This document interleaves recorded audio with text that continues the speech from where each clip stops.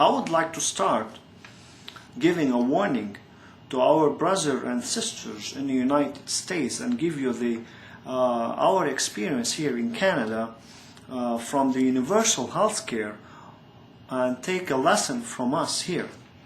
With the Obama healthcare reform that is planned to pass in the next few months, I hope that you pro-life activists listen what's going on here in Canada. According to Walter Smith, a lawyer who are defending the end-of-life issue in the United States, in his book, The Culture of Death, he speaks about something called futile care. Futile care means that if a patient enters a hospital, it's being considered by a doctor, it's being judged by the doctor or the guidelines set by the hospitals or guidelines set by the medical association, that this patient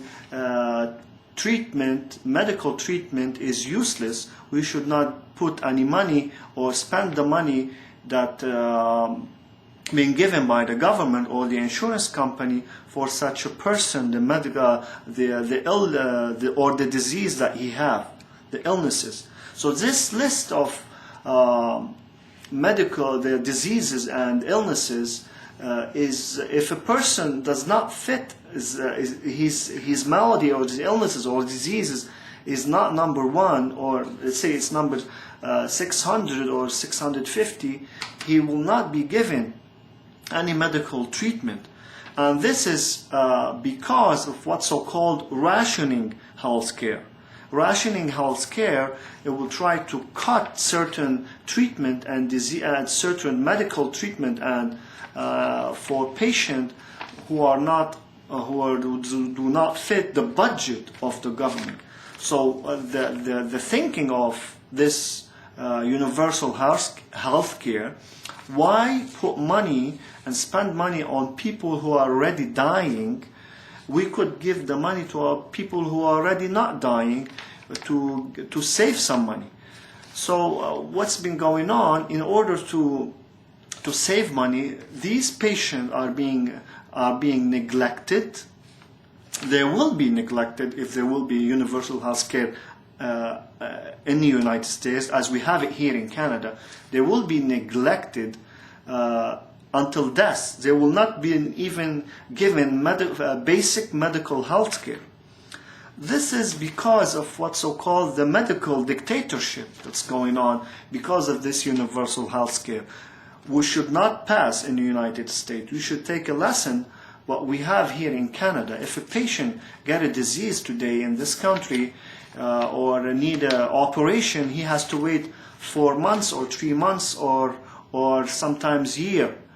So this medical reform set in the by the Obama administration must be resisted, must be exposed, and if the issue of abortion should not be mandated in the bill that planned to be passed. So there are so many people who are being at risk because of this universal health care. The people are like the premature babies, like the handicapped, the elderly, and the terminally ill. They will not get the basic medical treatment required if they enter. At least they will be given food and water, are sometimes being pulled from these patients to hasten death. And this is not the only way that deaths will be hastened.